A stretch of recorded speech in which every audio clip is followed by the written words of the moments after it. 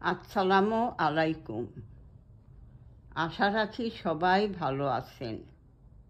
আলহামদুলিল্লাহ, আমিও ভালো আছি। ছড়াই ছড়াই শিশু সোপান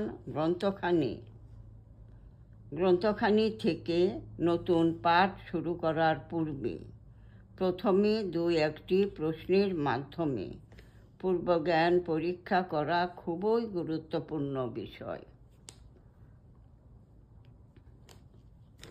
এই পূর্বজ্ঞান পরীক্ষা করতে আমরা জেনে নিতে পারি বর্ণ কত প্রকার ও কি কি। বর্ণ দিয়ে কয়টি ছড়া আছে? ছড়া দুটো কে কে বলতে পারবে? শিশুরা হাত উঠালে একজনকে বলার জন্য কাছে ডেকে উত্তর জানার চেষ্টা করব। সঠিক হলে সম্মিলিতভাবে তার জন্য হাত তালি। এতে প্রতিটি শিশুর হৃদয় ভরে যাবে, অন্যরাও চেষ্টা করবে। পূর্বজ্ঞান পরীক্ষার পর নতুন পাঠ ঘোষণা। আজ আমরা 11টি স্বরবর্ণের সঙ্গে পরিচিত হব। একজন দাঁড় করিয়ে তার নাম জানতে চাব। এভাবে তারা তাদের নাম বলবে। শিশুদের উদ্দেশ্যে আমাদের সকলের ভিন্ন ভিন্ন নাম। আমি সাদিয়া, তুমি শেলি, ওর নাম রাসেল। অন্য একজনকে বলতে পারি, তোমার নামটি যেন কি? সে উত্তর দেবে। পুনরায় বলবো, আমাদের যেমন ভিন্ন ভিন্ন নাম আছে, অনুরূপ 11টি স্বরবর্ণের 11 প্রকার নাম।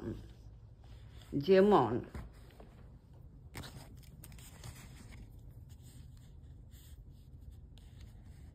অ, আ, হর্ষই, দীর্ঘই, হর্ষৌ, দীর্ঘৌ, হর্ষরি, এ, ওই, ও, ও। আমি আরেকবার বলছি,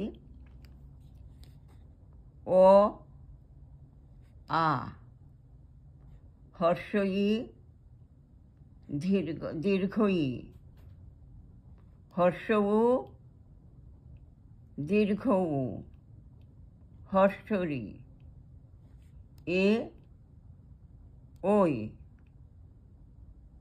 ও, ও।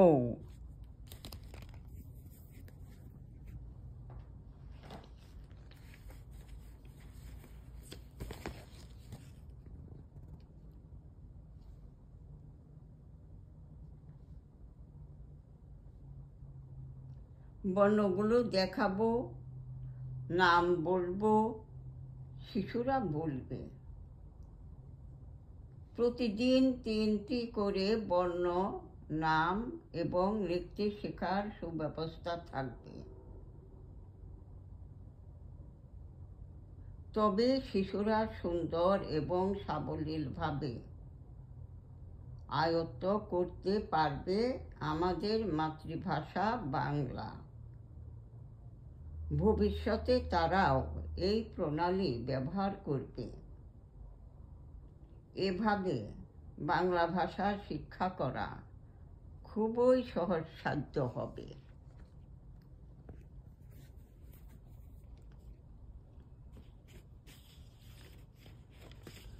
ভুলের পরিমাণ কম হবে। মূল্যায়নে প্রশ্ন রাখতে পারি।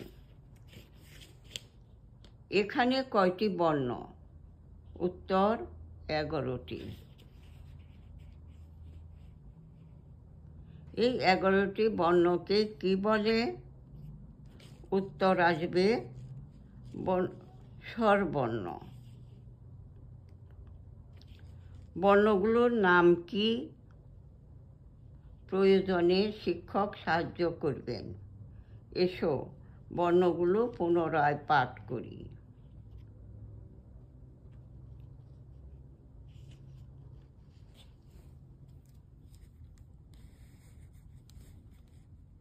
অ আ হ্রস্ব ই দীর্ঘ ই হ্রস্ব উ দীর্ঘ উ হ্রস্ব রি এ ওই ও ও।